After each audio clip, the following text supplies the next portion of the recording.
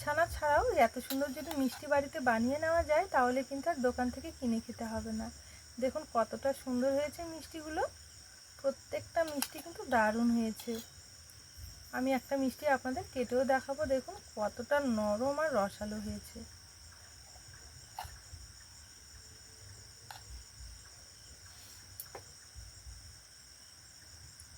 এই মিষ্টি একবার বাড়িতে তৈরি করলে আর দোকান থেকে কিনে খেতে হবে না। বাড়িতে এমন কেউ বাদ থাকবে না যে এই মিষ্টিটা খেতে পছন্দ হবে না। খেতে দারুণ হয়, একবার বানিয়ে দেখুন, কথা দিচ্ছি আপনাদের অনেক বেশি পছন্দ হবে। নমস্কার বন্ধুরা, নতুন পর্ব দেখার জন্য আপনাদের সকলকে জানাই স্বাগত কাজলি ভিলেজ ফুড রান্নাঘরে। প্রতিদিনের মতো আজকে আবারও নতুন একটা রেসিপি নিয়ে চলে এসেছি। আজকে কোনো রকমের দুধ বা ছানা কাটানোর ঝামেলা ছাড়াই নরম তুলতুলে ব্রেডের মিষ্টি বানিয়ে দেখ। আজকের মিষ্টিটা আমি ব্রেড দিয়ে তৈরি করব, একদমই অন্যভাবে, ভাজা মিষ্টি। আপনাদের অনেক বেশি ভালো লাগবে। তাহলে চলুন দেখে নেওয়া যাক আজকে মিষ্টি রেসিপি। আমার চ্যানেলে নতুন বন্ধু হয়ে থাকলে সবার আগে চ্যানেলটি সাবস্ক্রাইব করে নেবেন, আর ফেসবুক পেজ থেকে দেখলে পেজটা অবশ্যই একবার ফলো করবেন। তাহলে চলুন দেখে নেওয়া যাক আজকে ব্রেডের মিষ্টি। আজকের মিষ্টিগুলো তৈরি করব ব্রেড দিয়ে, তার জন্য এখানে বেশ কিছুটা পরিমাণে ব্রেড নিয়েছি। এবারে ব্রেডের সাইডের অংশগুলো কেটে একটু বাদ দিয়ে নেব। ব্রেডের সাইডের অংশগুলো কেটে নেওয়ার জন্য এখানে একটা থালা নিয়েছি, থালাটা এইভাবে একটু উপর করে নিয়েছি।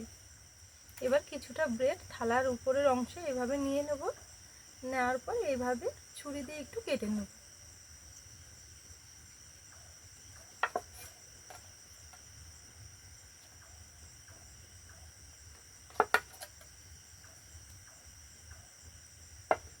আপনারা চাইলে এগুলো নিতেও পারেন, কোনো অসুবিধা নেই, তবে আমি একটু কেটে নেব। এই যে দেখুন খুব সুন্দরভাবে কেটে নিয়েছি। এইভাবে বাকিগুলো কেটে নেব, আর এইভাবে একটু ছিঁড়ে ছিঁড়ে নেব। এই যে দেখুন এখানে সম্পূর্ণ ব্রেডগুলো খুব সুন্দরভাবে এইভাবে একটু ছিঁড়ে ছোট করে নিয়েছি।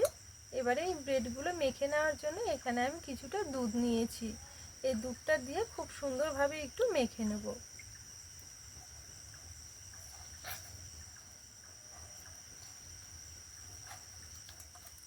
এই যে দেখুন এখানে অল্প অল্প করে দুধ দিয়ে খুব সুন্দরভাবে ব্রেডটা মেখে নিয়েছি।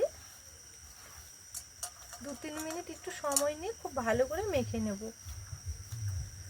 আর দুধ দেওয়ার সঙ্গে সঙ্গেই দেখবেন খুব সুন্দরভাবে কিন্তু নরম হয়ে যাবে। আর এইভাবে মেখে নিতে নিতে আরও অনেকটা কিন্তু মসৃণ হতে শুরু করবে। এই যে দেখুন এখানে খুব সুন্দরভাবে একটু মসৃণ করে মেখে নিয়েছি ডোটা। এবারে এখান থেকে অল্প অল্প করে লেচি বের করে নেব। যে সাইজের মিষ্টিগুলো তৈরি করব ঠিক ওই সাইজের লেচিগুলো কেটে সঙ্গে সঙ্গে হাতের তালুতে নিয়ে একটু গোল করে মিষ্টিগুলো তৈরি করে নেব। আজকের মিষ্টিগুলো আমি গোল গোল করে তৈরি করব, সেই কারণে গোল করে শেপটা দিয়ে নেব। এই যে দেখুন এখানে একটা মিষ্টি খুব সুন্দরভাবে গোল করে শেপ দিয়ে নিয়েছি। এইভাবে তৈরি করে করে একটা থালার মধ্যে রেখে দেব। আবার একটু নিয়ে নেব।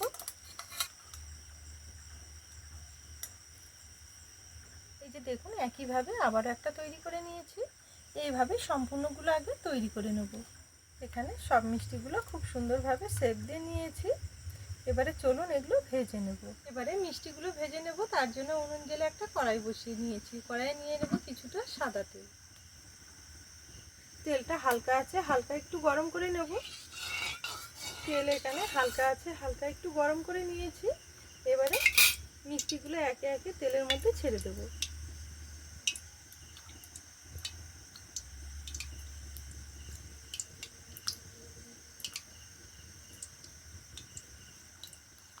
তেলে দেওয়ার সঙ্গে সঙ্গে একটু হালকা করে এইভাবে নেড়ে চেড়ে দেবো, কারণ এগুলোতে কালার আসতে কিন্তু খুব বেশি সময় লাগবে না। এইভাবে উল্টে পাল্টে একটু ভালো করে ভেজে নেব। কন্টিনিউ কিন্তু এইভাবে একটু নাড়াচাড়া করতে হবে। দেখবেন মিষ্টির দোকানেও এইভাবেই কিন্তু মিষ্টিগুলো ভাজা হয়। এই যে দেখুন হালকা আছে, কন্টিনিউ এইভাবে নাড়াচাড়া করতে করতে দেখবেন খুব সুন্দর একটা কালার চলে আসবে। কালারটা কিন্তু অনেকটা চলে এসেছে, আর একটু কালারটা ডিপ করে নেব। এই যে দেখুন এখানে খুব সুন্দর একটা কালার চলে এসেছে। এবারে তেল থেকে তুলে নেব।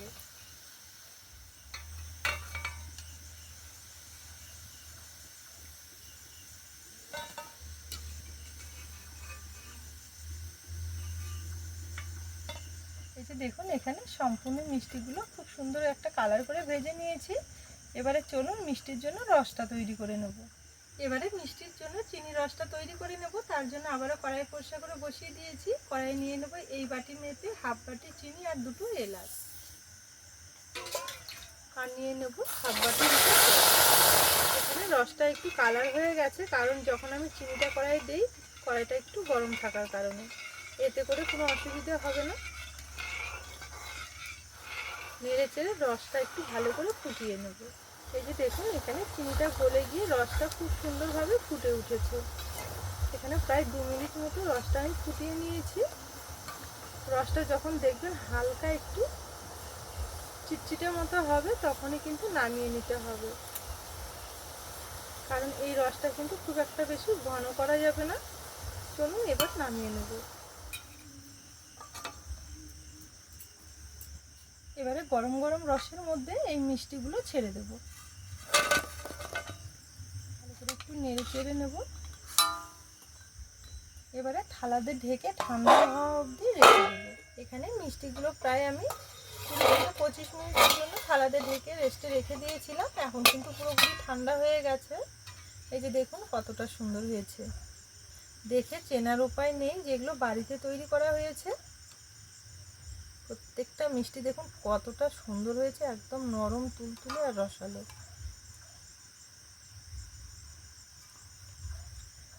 এবারে সমস্ত মিষ্টিগুলো একটা পাত্রের মধ্যে তুলে নেব। কোনো রকমের দুধ ছানা ছাড়াও যদি এত সুন্দর বাড়িতে মিষ্টি বানিয়ে নেওয়া যায় তাহলে কিন্তু আর দোকান থেকে কিনে খেতে হবে না। প্রত্যেকটা মিষ্টি দেখুন কতটা সুন্দর হয়েছে। এই যে দেখুন মিষ্টিগুলো এখানে তুলে নিয়েছি আর কতটা সুন্দর লাগছে দেখতে, একদম নরম তুলতুলে রসালো মিষ্টি, খুব সহজেই কিন্তু বাড়িতে বানিয়ে নেওয়া যায়। তাহলে বন্ধুরা আজকের এই মিষ্টি রেসিপি আপনাদের কেমন লেগেছে অবশ্যই একটা কমেন্ট করে জানাবেন। পুরো ভিডিও দেখে রেসিপি ভালো লেগে থাকলে সবসময়ের জন্য আমার চ্যানেলের পাশে থাকবেন। আজকের জন্য রেসিপি এখানে শেষ করলাম। আপনারা ভালো থাকবেন, সুস্থ থাকবেন, দেখা হবে পরের রেসিপির সাথে।